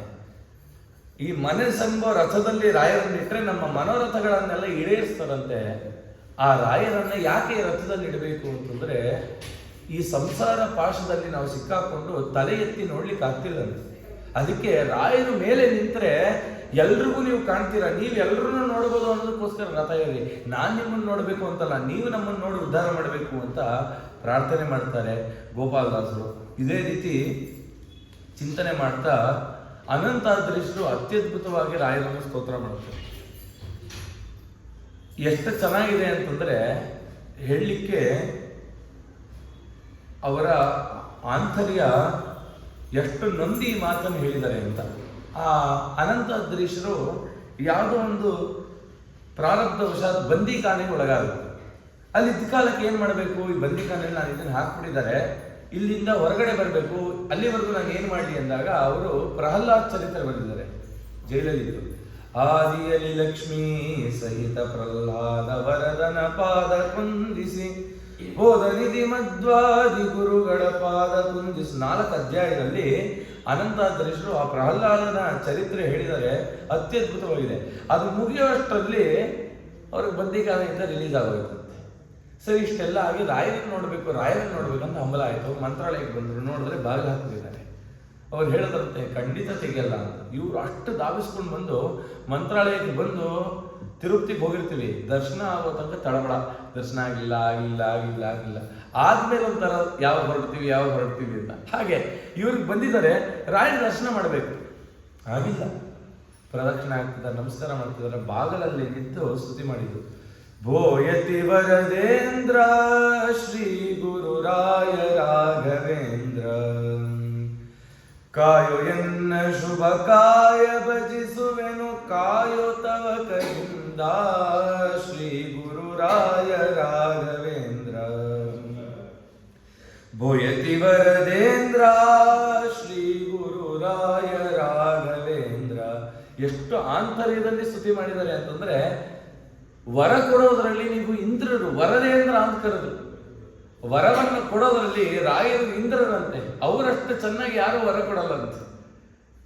ನಾವು ಒಂದು ಆಪಲ್ ಕೇಳಿದ್ರೆ ಬೇರೆಯವ್ರ ಹತ್ರ ಅರ್ಧ ಕಟ್ ಮಾಡಿ ಕೊಡ್ತಾರಂತೆ. ರಾಯರ ಹತ್ರ ಹೋಗಿ ಒಂದು ಆಪಲ್ ಕೇಳಿದ್ರೆ 2 ಕೊಡ್ತಾರಂತೆ. ಈ ವರ ಕೊಡೋದ್ರಲ್ಲಿ ನಿಮ್ಮಂತ ಯತಿಗಳನ್ನ ಕಾಣೆ ಅಂತ. ಅಂದ್ರೆ ಮಹಾನುಭಾವರಾದ ಯತಿವರೇಂದ್ರರೇ, ನನ್ನ ಸದಾಕಾಲ ಕಾಪಾಡ್ರಿ, ಕಾಯಿರಿ, ಶುಭ ಫಲಗಳನ್ನು ಕೊಟ್ಟು ನನ್ನ ಉದ್ಧಾರ ಮಾಡ್ರಿ. ಆದ್ರೆ ನಿಮ್ಮನ್ನು ಸ್ತುತಿ ಮಾಡ್ಲಿಕ್ಕೆ ನಾನು ಯೋಗ್ಯನಾ? ರಾಯರನ್ನು ಎಲ್ಲರೂ ಕೂಡ ಸ್ತುತಿ ಮಾಡಬಹುದಾ? ಇವಾಗ ರಾಯರ ಸ್ತೋತ್ರ ಎಷ್ಟೋ ಜನ ಹೇಳ್ತಾರೆ, ಗಂಡಸರು ಮಾತ್ರ ಹೇಳಬೇಕು, ಹೆಂಗಸರು ಹೇಳಬಾರ್ದು, ಮಾಡಬಾರ್ದು ಅಂತ. ಅದಕ್ಕೆ ಇವ್ರು ಹೇಳ್ತಾರೆ, ರಾಯರನ್ನ ಸ್ತುತಿ ಮಾಡಕ್ಕೆ ಅವಕಾಶ ಸಿಕ್ಕಿದ್ರೆ ಮಾಡ್ಬಿಡ್ಬೇಕಂತೆ. ಅದು ಮಾಡಬಾರ್ದು, ಇದು ಮಾಡಬಾರ್ದು ಅಂತ ಕಾಯಬಾರ್ದಂತೆ. ಯಾಕಂದ್ರೆ ಅವ್ರು ಯಾವ ರೂಪದಲ್ಲಿ ಅನುಗ್ರಹ ಮಾಡ್ತಾರೋ ಗೊತ್ತಿಲ್ಲ. ಅವಕಾಶ ಸಿಕ್ಕಿದ್ಯಾ, ಯಾರಿಗೆ ಮೂಗಿದೆ, ಯಾರ್ಯಾರು ಉಸಿರಾಡ್ತಿದ್ದೀರೋ ಅವರೆಲ್ಲ ರಾಯರ ಸ್ತೋತ್ರ ಮಾಡ್ಬೋದು. ಅದಕ್ಕೆ ಅವ್ರು ಹೇಳ್ತಾರೆ, ರಾಯರನ್ನು ಸ್ತುತಿ ಮಾಡೋಕ್ಕಿಂತ ಮುಂಚೆ ನನ್ನ ಮನಸ್ಸು ಎಷ್ಟು ಕಲ್ಮಶವಾಗಿದೆ ಗೊತ್ತಾ. ರಾಯರ ಮುಂದೆ ನಿಂತು ಹೇಳ್ತಿದ್ದಾರೆ, ನೇಮವು ಎನಗೆಲ್ಲಿ ಇರುವುದು ಕಾಮಾದಮನಲ್ಲಿ, ನೇಮವು ಎನಗೆಲ್ಲಿ ಇರುವುದು ಕಾಮಾದಮನಲ್ಲಿ, ಭೋಮ ಮಹಿಮನೆ ಪಾಮರ ನಾ ನಿಮ್ಮ ನಾಮ ಒಂದೇ ಬಲ್ಲೆ, ಶ್ರೀ ಗುರು ರಾಯ ರಾಘವೇಂದ್ರ ಭೋಯತಿ ವರದೇಂದ್ರ, ಶ್ರೀ ಗುರು ರಾಯ ರಾಘವೇಂದ್ರ. ಸ್ವಾಮಿ, ನಿಮ್ಮ ಹತ್ರ ಬಂದಿದ್ದೀನಿ, ನನ್ನ ಪರಿಸ್ಥಿತಿ ಏನು ಗೊತ್ತಾ, ನೇಮ ಇಲ್ಲ, ನಿಷ್ಠೆ ಇಲ್ಲ. ನನ್ನ ಮನಸ್ಸು ಬೇಡದ ಪದಾರ್ಥಗಳಲ್ಲೇ ಮನಸ್ಸು. ನೇಮವು ಎನಗೆಲ್ಲಿ ಇರುವುದು ಕಾಮಾಧಮನಲ್ಲಿ, ಅಧಮನಾಗಿದ್ದೀನಿ. ಬೇಡದನ್ನ ಬಯಸಿ, ಕ್ಷುಲ್ಲಕ ಪದಾರ್ಥವನ್ನ ಬಯಸಿ ಬಯಸಿ ಬಯಸಿ ಯಾವ ರೀತಿ ನನ್ನ ಪರಿಸ್ಥಿತಿ ಅಂದರೆ, ಬೀದಿಯಲ್ಲಿ ಹಂದಿ ಇದೆಯಲ್ಲ, ಆ ಹಂದಿನೂ ಅಷ್ಟೇ ಅದರ ಮನಸ್ಸಲ್ಲಿ ಯಾವಾಗಲೂ ಹೊಲಸಲ್ಲೇ ತನ್ನ ಮನಸ್ಸೇಗೋ, ನನ್ನ ಮನಸ್ಸು ಅಷ್ಟೇ ನೇಮ ನಿಷ್ಠೆ ಇಲ್ಲದೆ ಬೇಡದ ಪದಾರ್ಥಗಳಲ್ಲಿ ಮನಸ್ಸಿಟ್ಟಿದ್ದೀನಿ. ನಿಜ ರಾಯರ ಮುಂದೆ ನಿಂತರೆ ಅಂಥ ಪವಿತ್ರರು ರಾಘವೇಂದ್ರ ಸ್ವಾಮಿಗಳು, ಅವ್ರ ಮುಂದೆ ನಿಲ್ಲಿಕ್ಕೆ ನಮಗೆ ನಿಜ ಯೋಗ್ಯತೆ ಇದೆಯಾ? ಎಷ್ಟು ತಪ್ಪು ಮಾಡಿದೀವಿ ರೀ, ನಮಗೆ ಗೊತ್ತಿದ್ದಂಗೆ ಎಚ್ಚರ ಇದ್ದು ಎಷ್ಟು ತಪ್ಪು ಮಾಡಿದೀವಿ. ಆದರೂ ಅವ್ರ ಹತ್ರಕ್ಕೆ ಬಂದರೆ ನಮ್ಮನ್ನು ಅನುಗ್ರಹ ಮಾಡ್ತಿದ್ದಾರೆ ಅಂತಂದ್ರೆ ಅವ್ರ ಕಾರುಣ್ಯ ಎಂಥದ್ದು. ಇಂಥ ಗುರುಗಳು ಜಗತ್ತಲ್ಲಿದ್ದಾರೆ. ನಮ್ಮ ಸ್ವಂತ ಹೆತ್ತ ತಂದೆ ತಾಯಿಗಳು ಅವರನ್ನ ನಿಂದನೆ ಮಾಡಿದ್ರೆ ಯಾವತ್ತೂ ಒಂದಿನ ಕೇಳ್ತಾರೆ, ಅವತ್ತೆಲ್ಲ ಅಷ್ಟು ಬೈದೆ, ಇವತ್ತು ಬಂದಿದ್ಯಾ ಮತ್ತೆ ನನ್ನ ಹತ್ರ ಅಂತ. ಗಂಡ ಹೆಂಡತಿ ಜಗಳ ಮಾಡಿದ್ರಂತೂ ಮುಗಿದೇ ಹೋಯ್ತು. ಓ, ನೀ ಇದಕ್ಕೆ ಕಾಯ್ತಿದ್ದ, ಹಾಗಾದ್ರೆ ನನ್ನ ಮೇಲೆ ಇಷ್ಟ ಇಲ್ಲ ನಿನಗೆ, ಅಷ್ಟು ಇಷ್ಟ ಅಂತ ಮಾತಾಡ್ಬಿಡ್ತೀವಿ. ಇಷ್ಟೆಲ್ಲ ತಪ್ಪುಗಳು, ಕೋಟ್ಯಾಂತರ ಕೋಟಿ ರಾಶಿ ಪಾಪಗಳಿದ್ದು ರಾಯರ ಹತ್ರ ಬಂದರೆ ಬಾ ಮಗು ಅಂತ ಕರೀತಾರೆ. ಇನ್ನೆಂಥ ಕಾರುಣ್ಯ ರಾಯರಿಗೆ, ಇನ್ನೆಂಥ ಕಾರುಣ್ಯ. ಅದಕ್ಕೆ ಅವ್ರು ಹೇಳ್ತಾರೆ, ಇಂಥ ನೇಮ ಇಲ್ಲ, ನಿಷ್ಠೆ ಇಲ್ಲ, ಆದರೆ ಒಂದೇ ಒಂದು ನನಗೆ ಗೊತ್ತು, ಅದೇನು, ನಿಮ್ಮ ನಾಮಸ್ಮರಣೆ. ನಿನ್ನ ನಾಮ ಒಂದೇ ಬಲ್ಲೆ. ರಾಘವೇಂದ್ರ ಅನ್ನೋ ಅಕ್ಷರ ಮಾತ್ರ ನನಗೆ ಗೊತ್ತಿದೆ, ಇನ್ನೇನು ಗೊತ್ತಿಲ್ಲ. ನೋಡಿ, ಅವ್ರು ತಿಳಿಸ್ಕೊಡ್ತಾರೆ, ನಿಮ್ಗೆ ಏನು ಬರುತ್ತೋ ಬಿಡುತ್ತೋ ರಾಘವೇಂದ್ರ ರಾಘವೇಂದ್ರ ಅಂತ ಹೇಳ್ತಾ ಇರಿ, ಅವ್ರು ಕಾಪಾಡ್ತಾರೆ ಅಂತ. ಆದ್ರೆ ನಮ್ಗೆ ಅದೇ ಹೇಳಿಕೆ ಕಷ್ಟ. ಅಯ್ಯೋ ರಾಮ ಅಂತೀವಿ. ರಾಮ ಯಾಕೆ ಅಯ್ಯೋ? ಅವನೇ ಯಾಕೆ ಅಯ್ಯೋ ಅದ ಅಲ್ವಾ? ಅದಕ್ಕೆ ರಾಯರು ಹೇಳ್ತಾರೆ, ದೇವರ ಸ್ಮರಣೆ ಮಾಡುವಾಗ ಅಯ್ಯೋ ಅಯ್ಯೋ ಹೇಳಬೇಡ. ಆ ರಾಘವೇಂದ್ರ ಅಂತ ಹೇಳಿದ್ರೆ ಅಷ್ಟು ಪುಣ್ಯ ಅಂತೆ, ಅವರೇ ಉದ್ಧಾರ ಮಾಡ್ತಾರಂತೆ. ಆ ಅನಂತಧರೇಶ್ವರು ರಾಯರನ್ನ ಬಿಟ್ಟು ಯಾರನ್ನೂ ಆಶ್ರಯ ಮಾಡಲಿಲ್ಲ. ಆದ್ರೆ ನಮಗಂದ್ರು, ನಮಗೂ ಅಷ್ಟೇ ಕಷ್ಟ ಬಂದಾಗ ಅವ್ರ ಇವ್ರ ಹತ್ರ ಎಲ್ಲ ಅಂಗಲಾಚ್ತೀವಿ, ಏನೇನೋ ಮಾಡ್ತೀವಿ. ಯಾರ ಹತ್ರಕ್ಕೆ ಹೋಗ್ಬೇಕು? ರಾಯರ ಹತ್ರ. ಅದಕ್ಕೆ ಅವ್ರು ಎರಡನೇ ನೋಡಿಲ್ಲ ಅಂದ್ರು. ಕಂಡ ಕಂಡ ಕಡೆಗೆ ತಿರುಗಿ ಬೆಂಡಾದೆನು ಕೊನೆಗೆ, ಕಂಡ ಕಂಡ ಕಡೆಗೆ ತಿರುಗಿ ಬೆಂಡಾದೆನು ಕೊನೆಗೆ, ಕಂಡ ಕಂಡವರ ಕೊಂಡಾಡುತ್ತ ನಿಮ್ಮ ಕಂಡೆ ಕಟ್ಟ ಕಡೆಗೆ, ಶ್ರೀ ಗುರುರಾಯ ರಾಘವೇಂದ್ರ. ಸ್ವಾಮಿ, ನೀವಿದ್ದೀರಾ ಅನ್ನೋ ಎಚ್ಚರ ಇದ್ರೂ ಎಷ್ಟೋ ಕಡೆ ಯಾರ್ಯಾರ್ಯಾರ್ಯಾರನ್ನೋ ಯಾಚನೆ ಮಾಡ್ಬಿಟ್ರಿ ಜೀವನದಲ್ಲಿ. ನೋಡ್ರಿ, ರಾಯರನ್ನ ಯಾರು ನಂಬಿದಾರಲ್ಲ, ರಾಯರನ್ನ ನಂಬಿದವ್ರಿಗೆ ಯಾವ ವಾಸ್ತು ಕೂಡ ಏನು ಮಾಡಲ್ಲ. ಆ ಮನೆಯಲ್ಲಿ ಎಲ್ಲ ನೆಗೆಟಿವ್ ಎನರ್ಜಿ ಇರಲಿ, ರಾಯರ ಮಂತ್ರಾಕ್ಷರ ತಗೊಂಡ್ರೆ ಮನೆ ಮಧ್ಯದಲ್ಲಿ ಇಡ್ರಿ, ರಾಯರ ಫೋಟೋ ಇಡ್ರಿ, ರಾಯರ ಸ್ಮರಣೆ ಮಾಡ್ತಾ 2 ದೀಪ ಹಚ್ಚ್ರಿ, ಆ ಮನೆಯಲ್ಲಿ ಇರ್ತಕ್ಕಂಥ ಎಲ್ಲ ದುಷ್ಟಶಕ್ತಿಗಳು ದೂರ ಹೋಗುತ್ತೆ. ಅಷ್ಟು ಸತ್ಯ ಇದೆ. ನಿಮ್ಮ ಮನೆಗೆ ಏನಾದ್ರು ಸಮಸ್ಯೆನಾ, ಮನೇಲಿ ಯಾವಾಗಲೂ ಕಿರಿಕಿರಿನ, ರಾಯರ ಪಾದೋದಕ ತಗೊಂಡು ಎಲ್ಲ ಕಡೆ ಪ್ರೋಕ್ಷಣೆ ಮಾಡಿ. ನಾವು ಪುಣ್ಯ ಮಾಡಿಸ್ತೀವಲ್ಲ, 100 ಪುಣ್ಯಕ್ಕೆ ಸಮ ರಾಯರ ಪಾದೋದಕ. 100 ಸರಿ ಪುಣ್ಯ ಮಾಡಿದ್ರೆ ಎಷ್ಟು ಶುದ್ಧಿ ಆಗುತ್ತೋ ಅಷ್ಟು ಒಂದೇ ಸರಿ ಶುದ್ಧಿ ರಾಯರ ಪಾದೋದಕದಿಂದ ಆಗುತ್ತೆ. ಅಷ್ಟು ಸಾಮರ್ಥ್ಯ ರಾಯರಲ್ಲಿದೆ. ಅದಕ್ಕೆ ಅವ್ರು ಹೇಳ್ತಾರೆ, ಯಾರ್ಯಾರನ್ನೋ ಅಂಗಲಾಚಿದೆ, ಯಾರ್ಯಾರನ್ನೋ ಸಲಾಮ್ ಆಗ್ತೆ. ವಿಜಯದಾಸರು ಹೇಳ್ತಾರಲ್ಲ, ನೀಚೋಚ ತಿಳಿಯದೆ, ಅವನು ದೊಡ್ಡವನ ಚಿಕ್ಕವನು ನೋಡಲಿಲ್ಲ, ನೀಚೋಚ ತಿಳಿಯದೆ ಸರ್ವರ ಚರಣಕ್ಕೆ ಚಾಚಿದೆ ಅನ್ನೋ ಸಲ ಹಸ್ತಗಳ. ಏನಕ್ಕೆ? ಹೊಟ್ಟೆಗಾಗಿ. ನಾವು ಅಷ್ಟೇ ಲೋಕದಲ್ಲಿ ಹೊಟ್ಟೆಗಾಗಿ ಯಾರ್ಯಾರಿಗೂ ಸಲಾಮ್ ಆಗ್ತೀವಿ. ಅದಕ್ಕೆ ಅಷ್ಟೇ ಸಲಾಮ್ ರಾಯರಿಗೆ ಹಾಕಿಲ್ವಾ? ನಮ್ಮ ಮನಸ್ಸು ರಾಯರು ಹೇಳಿತಾ, ಇಷ್ಟಾದರೂ ಕಟ್ಟೆ ಕಡೆಯಲ್ಲಿ ನಿಮ್ಮ ಹತ್ರ ಬಂದ್ರು ನನ್ನ ಉದ್ಧಾರ ಮಾಡಲಿಕ್ಕೆ ನೀವು ಇನ್ನೂ ಕೈ ಕೊಡ್ತಿದ್ದೀರಾ, ನನಗೆ ಹಸ್ತ ಚಾಚಿಸ್ತಿದ್ದೀರಾ ಅಂತಂದ್ರೆ ನಿಮ್ಮಂಥ ಕರುಣಾಳಿಗಳು ಯಾರಿದ್ದಾರೆ? ಸರಿ, ರಾಯರ ಹತ್ರ ಹೋಗ್ತೀವಿ, ಏನ್ ಮಾಡಬೇಕು? ನಮ್ಮ ಹತ್ರ ಏನಾದ್ರು ಇದೆಯಾ? ಮಂತ್ರದಿಂದ ರಾಯನ ಒಲಿಸ್ಕೊಳ್ಳೋಣ, ಪಾಂಡಿತ್ಯದಿಂದ ಒಲಿಸ್ಕೊಳ್ಳೋಣ, ಶ್ರೀಮಂತಿಕೆಯಿಂದ ಒಲಿಸ್ಕೊಳ್ಳೋಣ, ಸೌಂದರ್ಯದಿಂದ ಒಲಿಸ್ಕೊಳ್ಳೋಣ? ಯಾವ್ದ್ರಿಂದ ರಾಯನ ಒಲಿಸ್ಕೊಳ್ಳೋದು?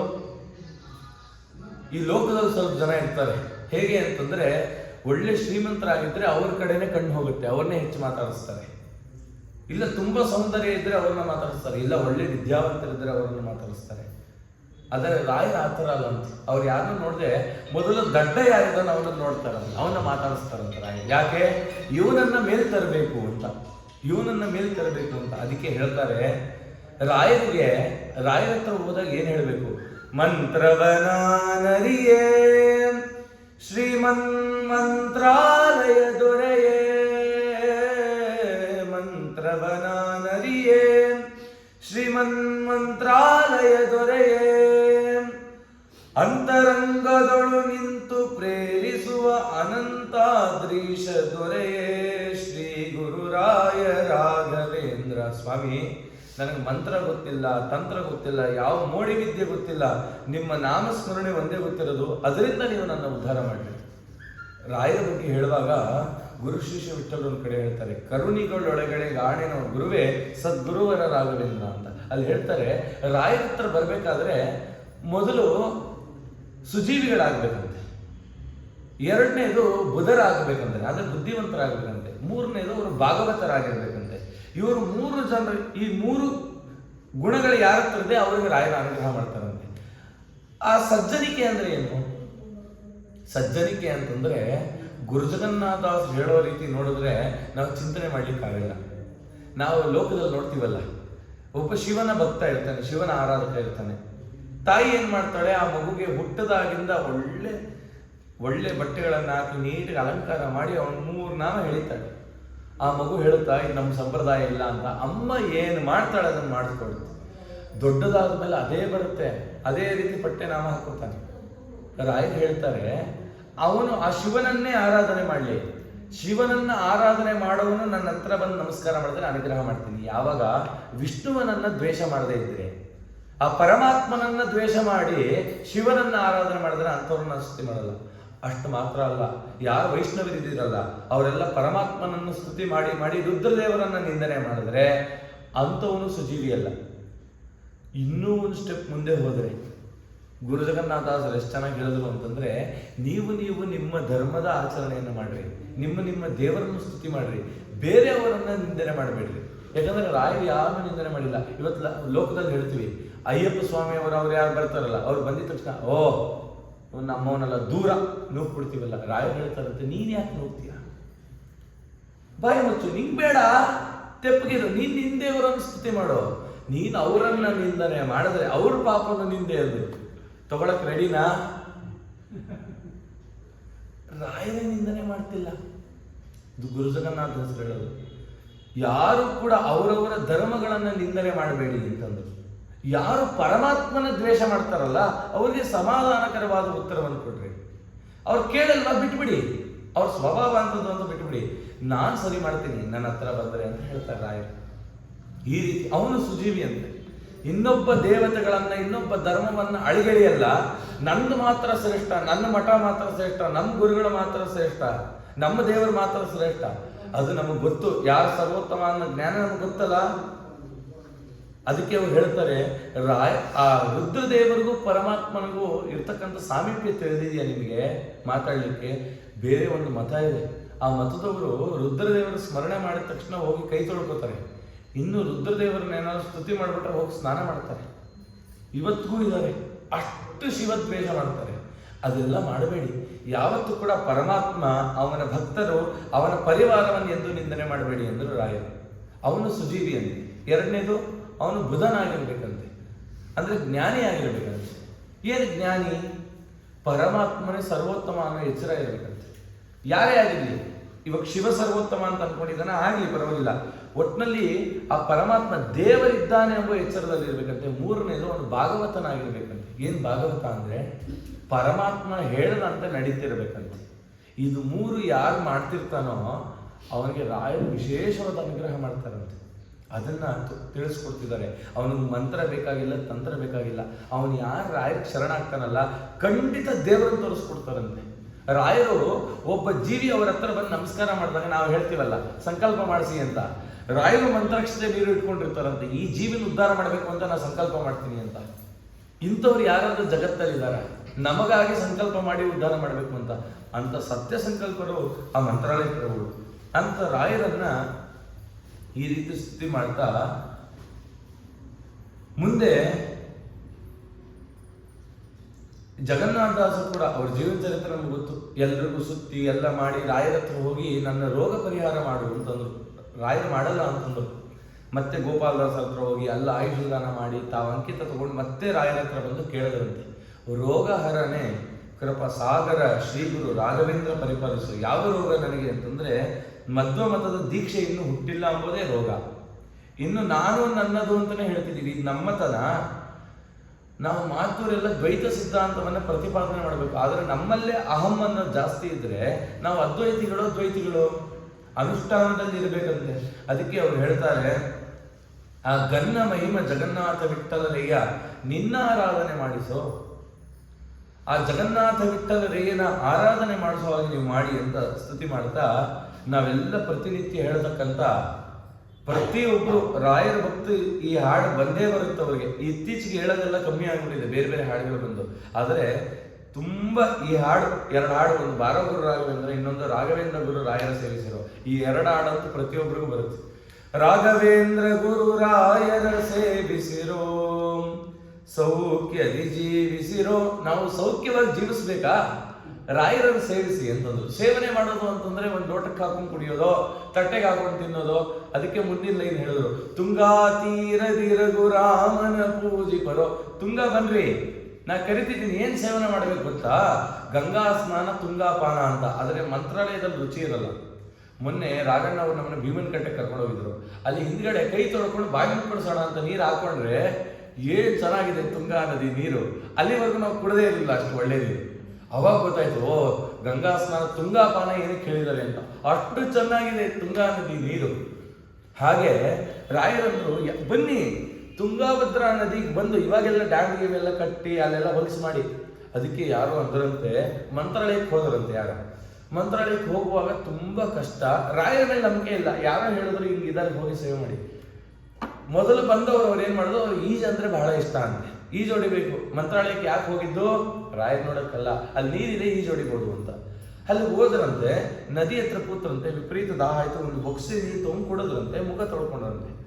ಮುಖ ತೊಳ್ಕೊಂಡು ಕಣ್ಣು ಬಿಡ್ತಾರೆ, ಅಲ್ಲಿ ಕಾಣುವಂತ ಎಲ್ಲ ಹಸುಗಳು ಕಾಮಧೇನುವನಂತೆ ಕಾಣ್ತಂತೆ. ಅಲ್ಲಿದ್ದಂಥ ಎಲ್ಲ ವೃಕ್ಷಗಳಲ್ಲೂ ಕೂಡ ಹಣ್ಣು ತುಂಬಿದೆಯಂತೆ, ಕಲ್ಪ ವೃಕ್ಷದಂತೆ. ಅಲ್ಲಿರುವಂತ ಎಲ್ಲ ವಿಷ್ಣು ಭಕ್ತರು ದೇವದೂತರಂತೆ ಕಾಣಿಸದಂತೆ. ರಾಯರನ್ನು ನೋಡಿದ ತಕ್ಷಣ ಅಲ್ಲಿ ಪರಮಾತ್ಮನೇ ಕಣ್ಣಂತೆ. ಅದಕ್ಕೆ ಕಾರಣ ಏನು, ಆ ತುಂಗಾ ನದಿ ನೀರನ್ನ ಭಕ್ತಿಯಿಂದ ಸೇವಿಸೋದಕ್ಕೆ. ಅವನ್ ಭಕ್ತಿ ಇಲ್ಲ ಏನಿಲ್ಲ, ಸುಮ್ಮನೆ ಕುಡ್ದ. ಆ ತುಂಗಾ ನದಿ ನೀರು ಕುಡಿದಿದ್ದಕ್ಕೆ ಇಷ್ಟೆಲ್ಲ ಆಯ್ತು ಅಂದ್ರೆ ಇನ್ನು ರಾಯರ ಪಾದೋದಕಕ್ಕೆ ಇನ್ನೆಷ್ಟು ಶಕ್ತಿ ಇದೆ. ಅದನ್ನು ಹೇಳ್ತಾರೆ, ಆ ಮಂತ್ರಾಲಯದ ಇಂಥ ಮಹಾತ್ಮೆ ಅಂತೆ. ಮಂತ್ರಾಲಯದ ರಾಯರ ಮಹಾತ್ಮೆ ಅಲ್ಲ, ಮಂತ್ರಾಲಯ ಊರಿನ ಮಹಾತ್ಮೆನೇ ಎಷ್ಟು ಚೆನ್ನಾಗಿದೆ ಅಂತ ಹೇಳ್ತಾರೆ. ಹೀಗೆ ಹೇಳುವಾಗ, ತುಂಗಾ ತೀರದಿ ರಘುರಾಮನ ಪೂಜಿಪರು ನರಸಿಂಹನ ಭಜಕರು, ನರಸಿಂಹದೇವರ ಭಜಕರಂತೆ. ಅವ್ರು ಹೇಳ್ತಾರೆ, ಶ್ರೀ ಸುಧೀಂದ್ರಕರ ಸರೋಜ ಸಂಜಾತ ಜಗದೊಳಗೆ ಪುನೀತ. ಸುಧೀಂದ್ರ ತೀರ್ಥರ ಕರಕಮಲ ಸಂಜಾತರಂತೆ. ದಾಶರಥಿಯ ದಾಸತ್ವವ ತಾನ್ವಯಿಸಿ. ಏನಿದ್ರ ಅರ್ಥ? ಈ ಹಾಡು ರಚನೆ ಮಾಡಿದ್ದು ಶ್ರೀಧ ವಿಠಲ್ ದಾಸರು. ಶ್ರೀಧ ವಿಠಲ್ರೆ ಮುಂದೆ ಗುರುಜಗನ್ನಾಥ ದಾಸರಾಗಿದ್ರು ಅಂತ ನಾವು ತಿಳ್ಕೊಂಡ್ವಿ. ಇದರ ದಾಶರಥಿಯ ದಾಸತ್ವ ಅಂತ ಅಂದ್ರಲ್ಲ. ದಾಶರಥಿ ಅಂತಂದ್ರೆ ಯಾರು? ದಶರಥನ ಮಗ ದಾಶರಥಿ. ಅವನಲ್ಲಿ ದಾಸತ್ವವನ್ನು ವಹಿಸಿದವರು ಯಾರು? ವಾಯುದೇವರು. ವಾಯುದೇವರು ಬಿಟ್ರೆ ಲಕ್ಷ್ಮಣ. ಅದಕ್ಕೆ ರಾಯರು ಯಾರು ಅಂತಂದ್ರೆ ಲಕ್ಷ್ಮಣ ಅನ್ನೋದನ್ನ ಈ ಪದದಲ್ಲಿ ತೋರಿಸ್ತಾ ಇದ್ದಾರೆ. ದಾಶರಥಿಯ ದಾಸ ಅಂದ್ರೆ ಹಿಂದೆ ಇವರು ಲಕ್ಷ್ಮಣನಾಗಿ ರಾಮದೇವರು ಸೇವೆ ಮಾಡಿದ್ದಾರೆ. ದುರ್ಮತಗಳ ಜಯಿಸಿ ಅಂದ್ರೆ ರಾವಣಾದಿಗಳನ್ನ ನಿರ್ನಾಮ ಮಾಡಿದ್ದಾರೆ. ನಾನೇ ದೇವರು ಅಂತ ಹೇಳ್ತಿದ್ದಲ್ಲ, ಅವನ್ನೆಲ್ಲ ನಿರ್ನಾಮ ಮಾಡಿದಾರಂತೆ. ದುರ್ಮತಗಳ ಜಯಿಸಿ ಈ ಸಮೀರ ಮತ ಸಂಸ್ಥಾಪಕರಾಗಿ ನಿಂದಕರನು ನೀಗಿ ಭೂಸುರರಿಗೆ ಸಂಸೇವ್ಯ ಸದಾ ಚರಣಿ ಕಂಗೊಳಿಸುವ ಕರುಣಿ ರಾಘವೇಂದ್ರ ಗುರು ರಾಯರ ಸೇವಿಸಿರೋ. ಯಾರು ರಾಯರನ್ನ ಸೇವಿಸ್ತಾರಲ್ಲ ಅವರನ್ನೇ ಕಣ್ಮಣಿಗಳನ್ನಾಗಿ ಮಾಡ್ತಾರಂತೆ ರಾಯರು ಅಂತ ತೋರಿಸ್ತಾ ಮುಂದೆ ರಾಯರನ್ನ ಅತ್ಯದ್ಭುತವಾಗಿ ಗುರು ಇಂದ್ರೇಶ ವಿಠಲ ಅಂತಿದ್ದರು ಅಂತ ಅವರು ಸ್ತುತಿ ಮಾಡುವಾಗ ರಾಯರ ಬಗ್ಗೆ ಸುದೀರ್ಘವಾಗಿ ಒಂದು ದೇವರ ಮಾಡಿದ್ದಾರೆ. ತುಂಬಾ ಚೆನ್ನಾಗಿದೆ. ಎಲ್ಲ ಪದ್ಯಗಳು ಎಷ್ಟಿರುತ್ತೆ ಅಂದ್ರೆ 2 ಸಾಲು 3 ಸಾಲು ತ್ರಿಪದಿ ಅಥವಾ ಚೌಪದಿ 4 ಸಾಲು 6 ಸಾಲು, ಇದು 8 ಸಾಲಿನ ಪದ್ಯ. ನಿಮಗೆಲ್ಲ ಗೊತ್ತಿರೋ ಹಾಡೆ. ಎಷ್ಟು ಚೆನ್ನಾಗಿ ರಾಯರನ್ನು ಸ್ತುತಿ ಮಾಡ್ತಾರೆ ಅಂತಂದ ನಾವು ಚಿಂತನೆ ಮಾಡುವಾಗ ಆ ರಾಯರ ಬೃಂದಾವನ ನೋಡಿದ್ರೆ ಆ ಕಲ್ಪನೆ ನಮಗೆ ಬರುತ್ತೆ. ಸುಂದರ ಗುರು ರಾಘವೇಂದ್ರಾರ್ಯರಂತೆಂಬೋ ಕರ್ಮಂದಿಗಳ ರಸನೆ ವಂದಿಸುವೆ ಬಂದ ಭಕ್ತರ ಅಗವೃಂದ ಕಳವ ಗುಣ ಸಾಂದ್ರ ಸನ್ನುತ ಮಹಿಮಾನೆಂದು ನಂಬಿದೆ. ಸುಂದರ ಗುರು ರಾಘವೇಂದ್ರ ರಾಯ ಹೇಗಿದ್ದಾರೆ? ಸುಂದರವಾಗಿದ್ದಾರೆ. ಆದರೂ ಒಂದ್ ಕಡೆ ಹೇಳುವಾಗ ಜ್ಞಾನಿಗಳು ಹೇಳ್ತಾರೆ, ವ್ಯಾಸರಾಜರಾಗಿ ಅವರು ಬಂದಿರುವಾಗ ಆ ಪ್ರಹ್ಲಾದರಾಜರು ವ್ಯಾಸರಾಜರಾಗಿ ಬಂದಿರಲಿಲ್ಲ. ಎಷ್ಟು ಮೋಹಕ ರೂಪ ವ್ಯಾಸರಾಜರು ಅಂತಂದ್ರೆ ಎಷ್ಟೋ ಜನ ಸ್ತ್ರೀಯರು ಆ ವ್ಯಾಸರಾಜರನ್ನು ನೋಡಿ ಮೋಹಗೊಳ್ತಿದ್ರಂತೆ, ಅಷ್ಟು ಸೌಂದರ್ಯ. ಅದಕ್ಕೆ ವ್ಯಾಸರಾಜರು ಕೇಳಿದ್ರಂತೆ, ನಮ್ಮ ಮುಂದಿನ ಜನ್ಮ ಬರುತ್ತಲ್ಲ ಅದರಲ್ಲಿ ನಮ್ಮನ್ನು ಸ್ವಲ್ಪ ಕಪ್ಪು ಹುಟ್ಟಿಸಿ ಡೊಳ್ಳೊಳ್ಳು ಹೊಟ್ಟೆ ಮಾಡ್ರಿ. ಆದ್ರೂ ಕೂಡ ರಾಯರನ್ನು ನೋಡಿದ ತಕ್ಷಣ ಎಲ್ಲರೂ ಮೋಹಗೊಳ್ಬಿಟ್ರು. ಇವತ್ತು ನೋಡಿ ನಾವು ಮಠಕ್ಕೆ ಬರ್ತೀವಿ, ಹನುಮಂತ ದೇವರನ್ನ ಜಾಸ್ತಿ ನೋಡ್ತೀವ, ರಾಯನ ಜಾಸ್ತಿ ನೋಡ್ತೀವ. ಇದು ಕೃಷ್ಣ ಮಠ, ಕೃಷ್ಣ ನೋಡೋಕ್ಕಿಂತ ಹೆಚ್ಚು ರಾಯನೇ ನೋಡ್ತೀವಿ. ನಾನು ಫಸ್ಟ್ ಟೈಮ್ ಈ ಮಠಕ್ಕೆ ಬಂದಾಗ ಕೃಷ್ಣನ್ ನೋಡಕ್ಕೆ ಆಗಲಿಲ್ಲ, ರಾಯನ್ನೇ ನೋಡಿದ್ದು. ಯಾಕೆ ಅಂತಂದ್ರೆ ಆ ಕೃಷ್ಣನ ಪ್ರತೀಕದಲ್ಲಿಗಿಂತ ಹೆಚ್ಚು ಸನ್ನಿಧಾನ ರಾಯ ಬೃಂದಾವನದಲ್ಲೇ ಕೃಷ್ಣನ ಸನ್ನಿಧಾನ. ಅದಕ್ಕೆ ಅವನೇನ್ ಮಾಡ್ದ, ರಾಯರ ಸೌಂದರ್ಯ ಕೊಟ್ಟನಂತೆ. ಯಾವ ಸೌಂದರ್ಯ? ಜ್ಞಾನ ಪ್ರಕಾಶವೆಂಬ ಸೌಂದರ್ಯ, ಆ ಜ್ಞಾನದ ಬೆಳಕೆಂಬ ಸೌಂದರ್ಯ. ಅದು ಬೆಳಕಿದೆ ಅಂತ ನಾವು ರಾಯರನ್ನ ನೋಡ್ತಾ ಇದ್ದೀವಿ.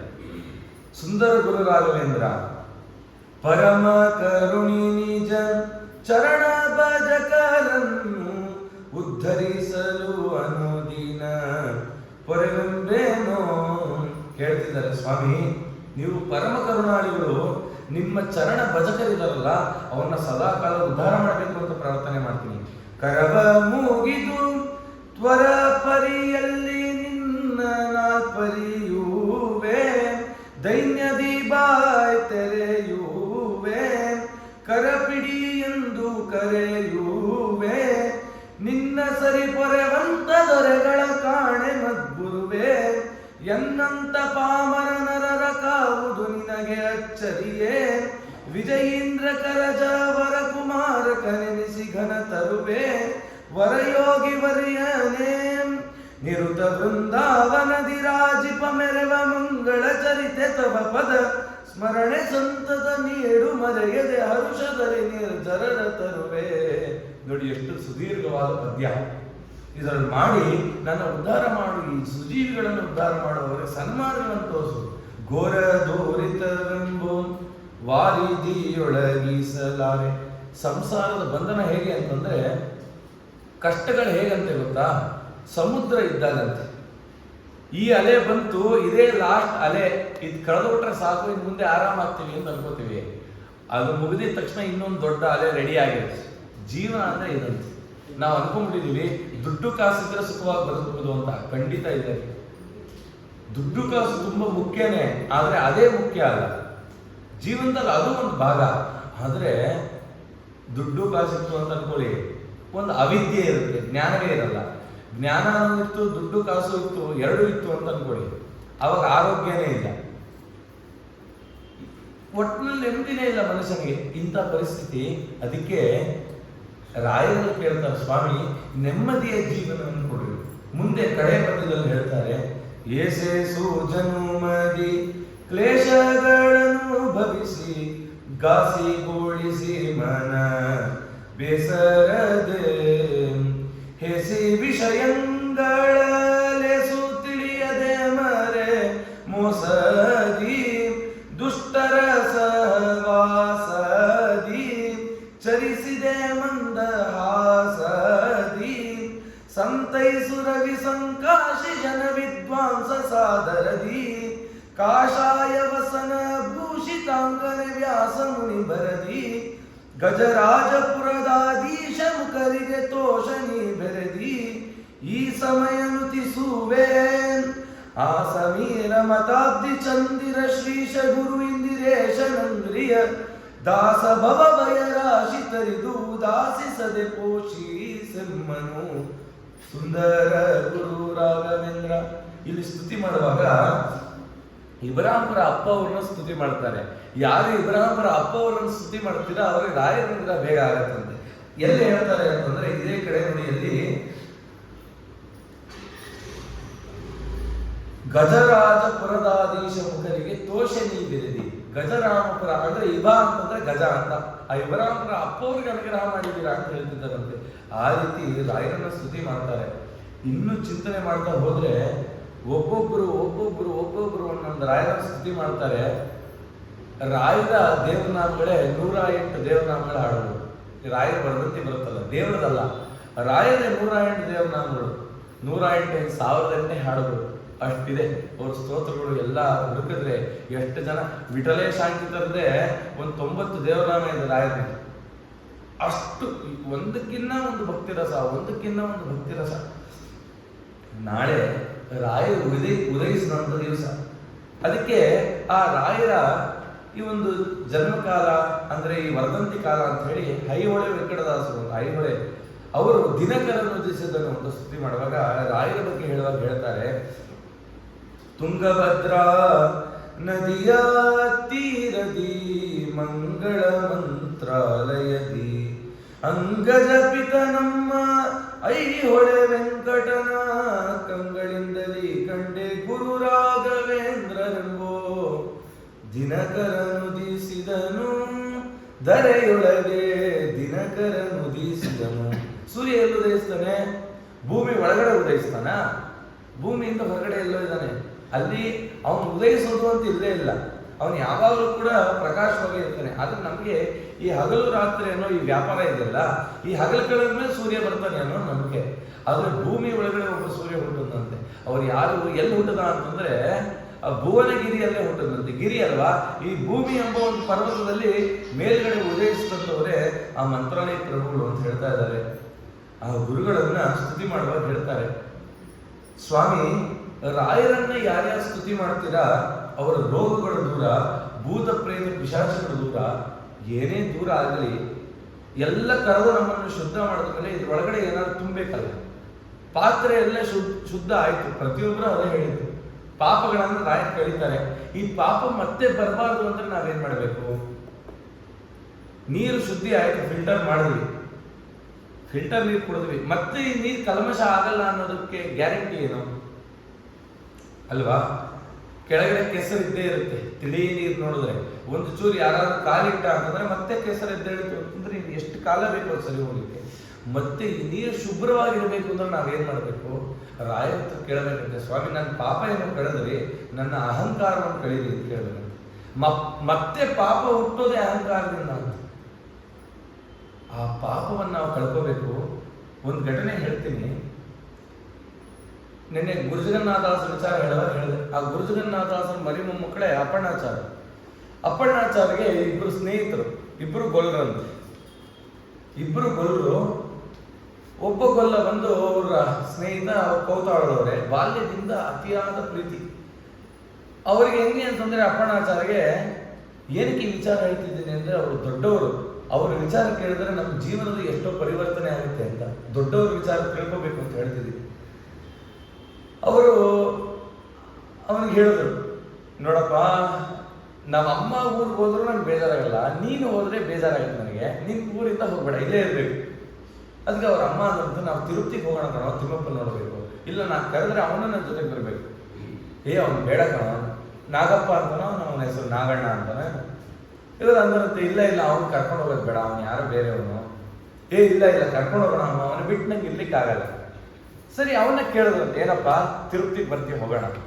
ಅದಕ್ಕೆ ಅವನಂತೆ, ನಾವು ಗೊಲ್ಲರು ತಿರುಪತಿ ಬೆಟ್ಟ ಹತ್ತಲ್ಲ ನಮ್ಮ ಕಡೆ, ಯಾಕಂದ್ರೆ ನಮ್ದು ಕಳ್ಳು ಹೋಗ್ಲಂತೆ, ಅದಕ್ಕೆ ನಾವು ತಿರುಪತಿ ಶ್ರೀನಿವಾಸ ನೋಡಲ್ಲ ಅಂದ್ರಂತೆ.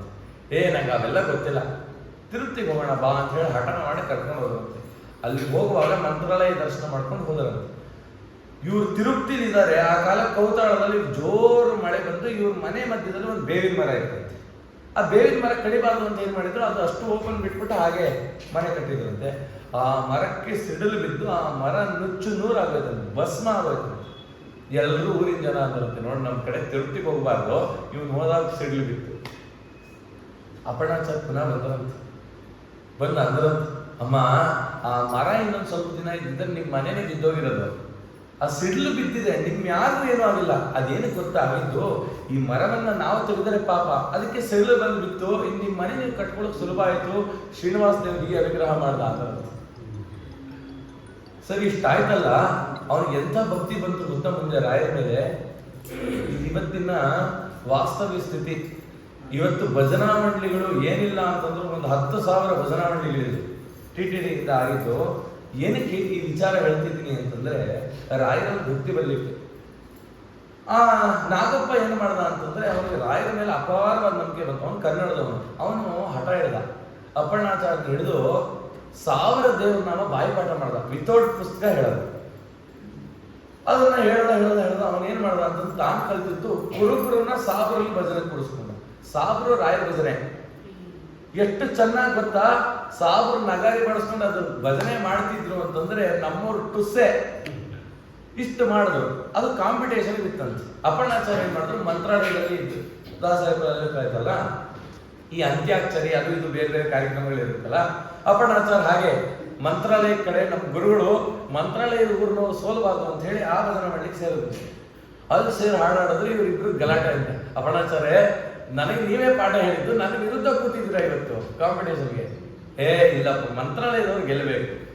ಇಷ್ಟಾದ್ರೂ ಒಂದೇ ಸಮ 108 ರಾಯರ ಹಾಡು ವಿತೌಟ್ ಪುಸ್ತಕ ನೋಡದೆ ಒಂದು ಹನಿ ನೀರು ಕುಡದೆ 108 ದೇವರ ನಾಮ ಹೇಳಿದ್ರು ರಾಯರು. ಕಡೆ ಗೆದ್ದಿದ್ದವರೇನೆ ಗೊಲ್ರೆ, ಅದು ಕೂತಿದ್ದವರು ಕುರುಬರು ಸಾಧರು.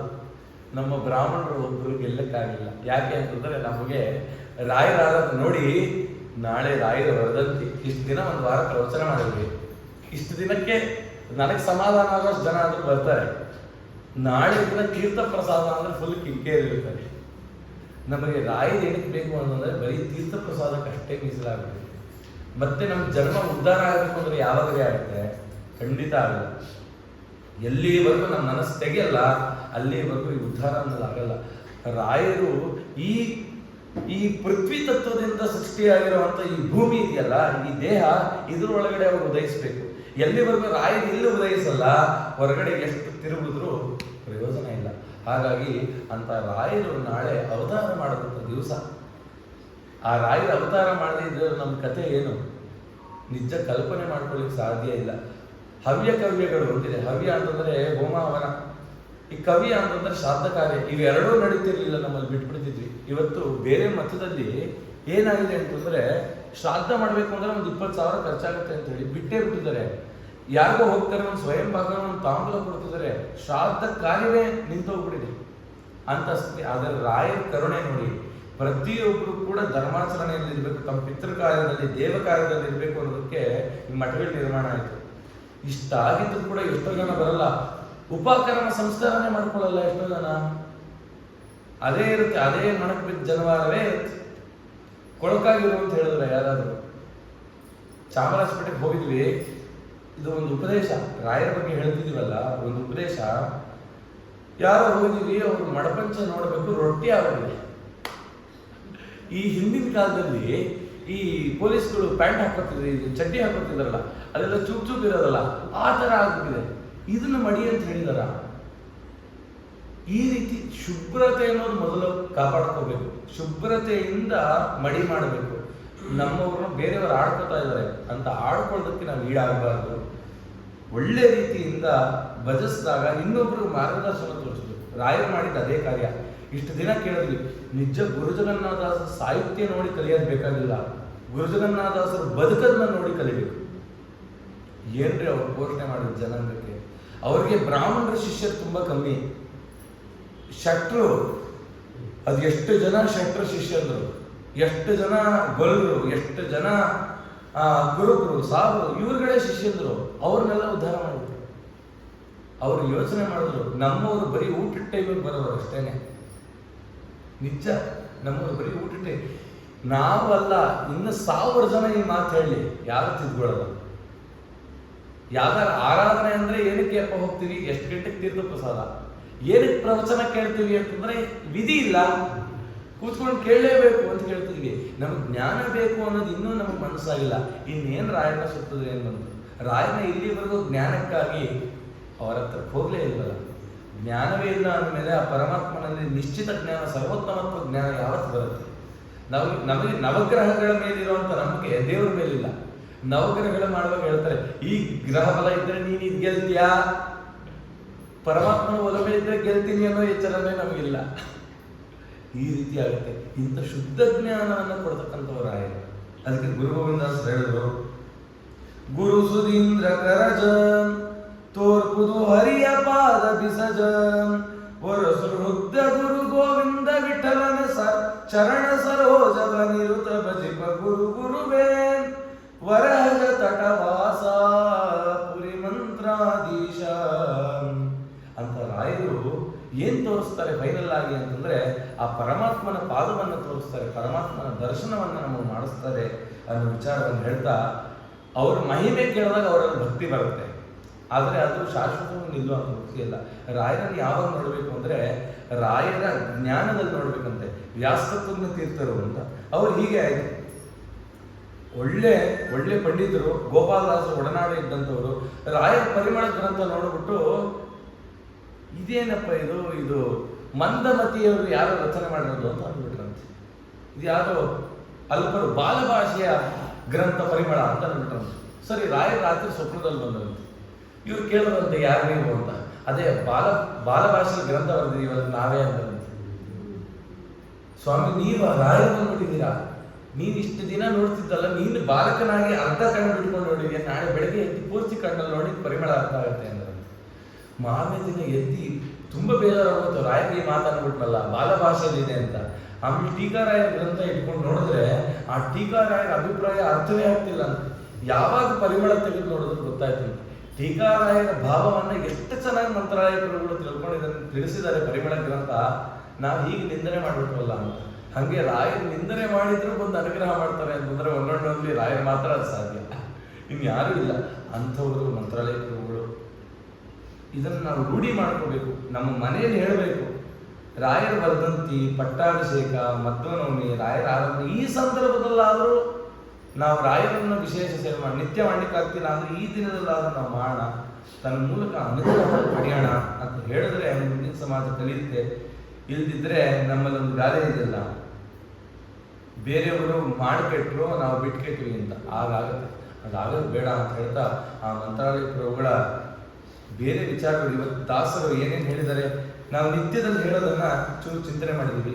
ನಾಳೆ ದಿವಸ ಆ ರಾಯರ ಮಹಿಮೆಗಳು, ರಾಯರ ರಚನೆ ಮಾಡಿದಂಥ ಒಂದು ಸ್ತೋತ್ರ ರಾಜಗೋಪಾಲ ಸ್ತುತಿ ಅಂತಿದೆ.